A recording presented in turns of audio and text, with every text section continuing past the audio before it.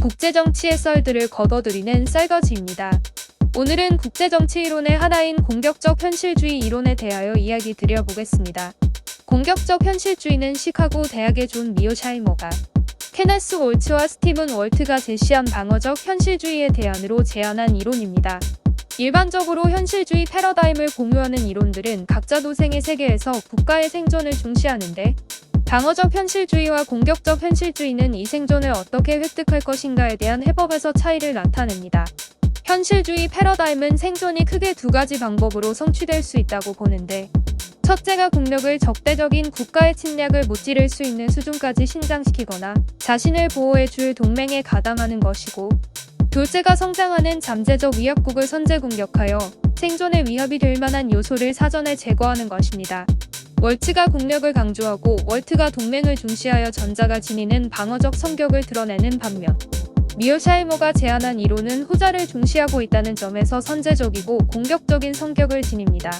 다시 말해 공격적 현실주의는 방어적 현실주의가 내리는 생존을 위한 처방이 적대적인 국가의 성장을 방치하여 오히려 생존을 위협하는 상황을 유발할 수 있다고 비판하고, 진정한 생존은 적대적인 국가의 역량이 아니라 그 국가의 존재 여부에 달려 있다고 본 것입니다. 공격적 현실주의 이론은 주류 이론들 중에서 최근 미국의 대중국 정책을 가장 잘 설명하는 이론이라 할 수 있으며, 특히 중국을 직접 때리는 것을 넘어 주변 국가들과 동맹을 맺어 중국 포위망을 형성하고 있는 현 상황을 효과적으로 설명하고 있습니다. 공격적 현실주의는 4가지 세부 전략으로 구성되어 있는데요. 선제 공격, 공갈, 미끼와 피, 출혈 유도 전략이 그것입니다. 선제 공격은 경쟁국의 자원이나 영토를 직접적으로 공격하여 상대로부터 이를 빼앗는 전략이며, 공갈은 상대방을 협박하여 자신의 의지하에 두고 지배하려는 것이 목적입니다. 두 전략은 그동안 미국이 중국의 무역 흑자를 문제 삼고, 또 이를 통해 중국에 대한 경제적 타격을 시도하는 형태로 구현된 바 있습니다.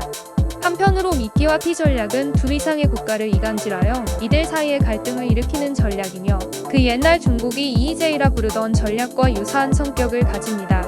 마지막으로 출혈 유도는 미끼와 피와 유사하지만 인위적으로 갈등을 기획하는 것이 아니라 주변에 이미 존재하는 갈등을 확산시켜 목표가 되는 대상을 고립시키고 국력을 약화시키는 것이 목적입니다. 이들 전략은 과거 미국이 소련에 대항하여 아프가니스탄을 지원하거나, 현재 부상하는 중국에 맞서 호주, 일본, 인도, 대만 등과 연계하려는 움직임을 통해 구현되고 있습니다. 미오샤이머는 이러한 전략들이 필요한 이유로 바다가 지니는 천연 장벽으로서의 역할을 꼽습니다.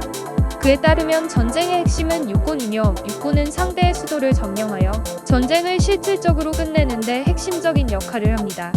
그러나 지구는 바다로 인하여 구획이 나누어져 있고, 따라서 육군 전력을 전 지구에 고르게 투사하는 데에는 어려움이 존재하므로, 이 빈틈을 적대 국가가 있는 지역의 주변 국가를 최대한 활용하여 막아야 한다는 것입니다. 기존의 세력균형 이론이 강대국이 강대국을 막는 데 초점을 두고 있는 반면, 그의 이론은 강대국이 중소형 국가들을 활용하여 강대국을 막는 전략을 제시하고 있으며, 그런 의미에서 이를 역의 균형 이론으로 부르기도 합니다.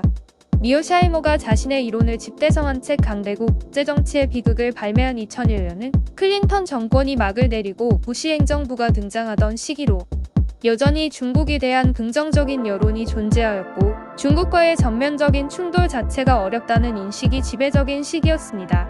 그러나 미오샤이머는 이 와중에 중국을 잠재적인 적대국으로 규정하고 중국에 대한 적극적인 견제 정책이 필요하다고 주장하였는데, 이러한 그의 주장이 오늘날에 와서는 미국 외교 정책의 중심을 이루고 있다는 점에서 세상은 항상 변하고 있음을 실감합니다.